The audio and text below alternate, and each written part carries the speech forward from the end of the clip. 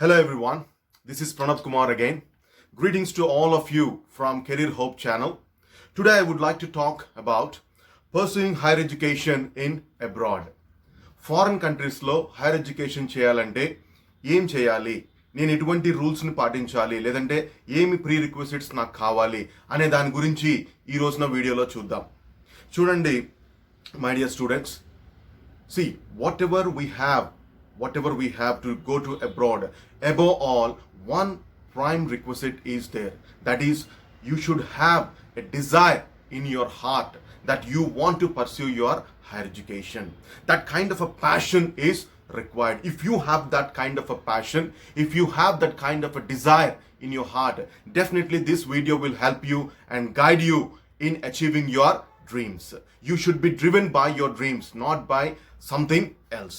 చూడండి, first of all foreign country వెళ్ళి చదువుకోవాలి అంటే మన దగ్గర ఏముండాలి అంటే మొట్టమొదటిగా ఉండాల్సింది passport. If you already have a passport, valid passport in your hand, congratulations, you have achieved your first step. ఒకవేళ కనుక పాస్పోర్ట్ లేకపోతే, ఇప్పుడు దాకా నా దగ్గర లేదు సార్, మరి నేను ఏం చేయాలి అంటే ఇమ్మీడియట్గా right now open your Google and type passportindia.gov.in అనే వెబ్సైట్ కనుక మీరు వెళ్తే అక్కడ మీరు పాస్పోర్ట్ ఎలా ఎన్రోల్ చేసుకోవాలి, ఎలా ఫ్రెష్ పాస్పోర్ట్ని అప్లై చేసుకోవాలి, ఇవన్నీ డీటెయిల్స్ నీట్గా కనపడతాయండి. ఒక్కసారి కనుక మీరు ఆన్లైన్లో డేటా ఫిల్ చేసి షెడ్యూల్ ప్రకారం వెళ్ళి కనుక మీరు డీటెయిల్స్ ఇస్తే maybe hardly with in 4 to 5 weeks you will have your passport in your hand. Then that will be the first step of going towards abroad. Next step is, మనం ఏ country వెళ్ళి, మనం ఫారెన్లో ఏ country వెళ్ళి higher education చేయాలనుకుంటున్నామో ముందుగా rule out చేసుకోవాలి. First of all మన area of interest ఉండాలి. చూడండి, ఎలక్ట్రానిక్ స్టూడెంట్స్ వెళ్తారు, మెకానికల్ స్టూడెంట్స్ వెళ్తారు, సివిల్ స్టూడెంట్స్ వెళ్ళొచ్చు.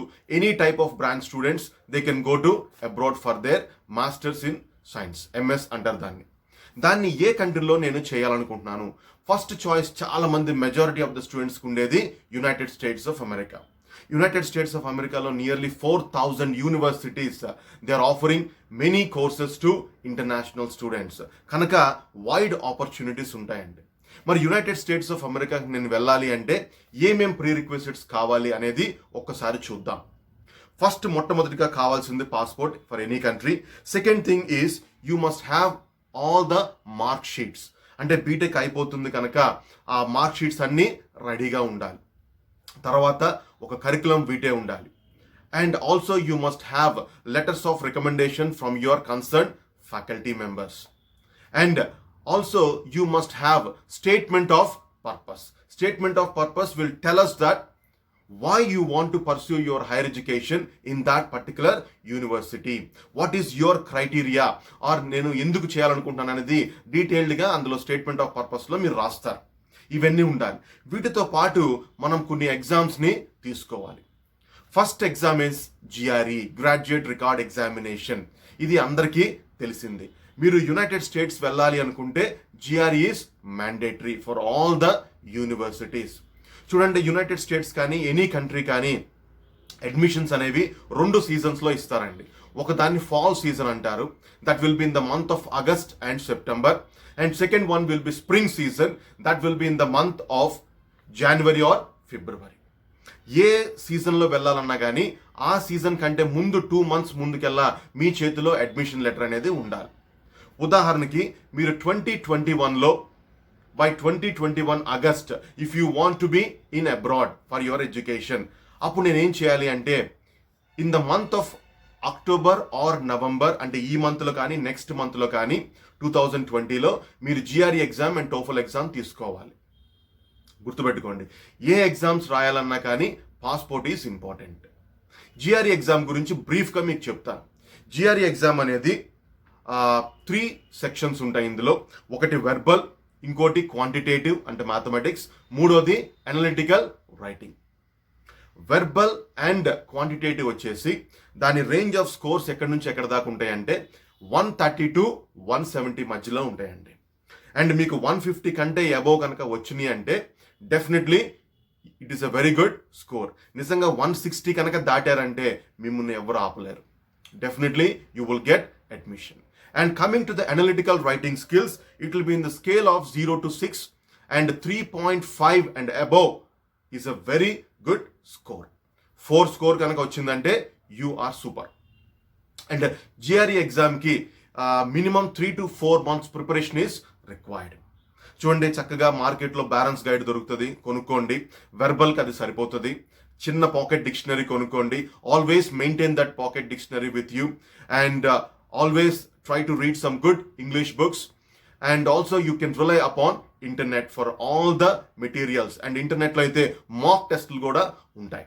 You can take that mock test. And GRE duration, examination duration వచ్చేసి 3 hours 45 minutes ఉంటుంది. కనుక ఎగ్జామ్కి వెళ్ళేటప్పుడు చక్కగా ఫుల్గా తిని నీట్గా వెళ్ళండి. ఎందుకంటే మళ్ళీ ఆకలేస్తే your mind may not work. And the fee structure for this GRE exam is $213 US. $213 మీరు కడితే కానీ మీరు జిఆర్ఈ ఎగ్జామ్ రాయలేరండి. అండ్ రఫ్లీ it will be around 16,000 rupees మన కరెన్సీలో తీసుకుంటే. And GRE exam followed by, ఒక్కటి గుర్తుపెట్టుకోండి స్టూడెంట్స్, మీరు యునైటెడ్ స్టేట్స్ వెళ్ళాలంటేనే జిఆర్ఈ ఎగ్జామ్. నేను యునైటెడ్ స్టేట్స్ వెళ్ళాలనుకోవట్లేదు సార్, నేను వేరే యూరోపియన్ కంట్రీస్ వెళ్దాం అనుకుంటున్నాను, కెనడా వెళ్దాం అనుకుంటున్నాను, Australia or New Zealand are England or so, then GRE is not at all required. That's the good news. Okay. Next, TOEFL exam. This is one of the most important exams. TOEFL exam వచ్చేసి ఇందులో 4 sections ఉంటాయి: reading, listening, speaking and writing. All these skills are very, very important. They will be thoroughly tested, and the examination duration will be around 3 to 3.5 hours. ఇది కూడా అలాగే ఉంటుంది. దీని fee structure వచ్చేసి $185 అండి. మన కరెన్సీలో తీసుకుంటే ఈ రోజు ప్రకారము it will be around 14,000 rupees. And coming to the TOEFL examination, maximum score వచ్చేసి 150, అండ్ స్కోర్ మీకు 90 and above కనుక వస్తే it is a very good score. 100 above కనుక వచ్చిందంటే super score. And some students may even get 110 or even 120 also. Wonderful, wonderful. There is no doubt about it. They will get admission in any universities in abroad. Okay. And గుర్తుపెట్టుకోండి, TOEFL exam is also very, very important. ఎందుకంటే కొన్ని foreign countries apart from United States, they will ask either TOEFL or IELTS. So TOEFL అనేది చాలా బాగుంటుంది. And దీనికి కూడా minimum 2 to 3 months preparation కావాలి. All the time మీరు CNN ఛానల్ చూడండి, and try to speak more, try to be more, acquire more vocabulary, as well as the speaking skills are also very, very essential. Simple అండి. TOEFL అంటే test of English as a foreign language. They will test your language proficiency. ఎందుకంటే foreign కంట్రీలోకి వెళ్ళామంటే అక్కడ mode of teaching మొత్తం ఇంగ్లీష్లో ఉంటుంది. మనకులాగా తెలుగులో చెప్పరు కనుక definitely you must have that proficiency.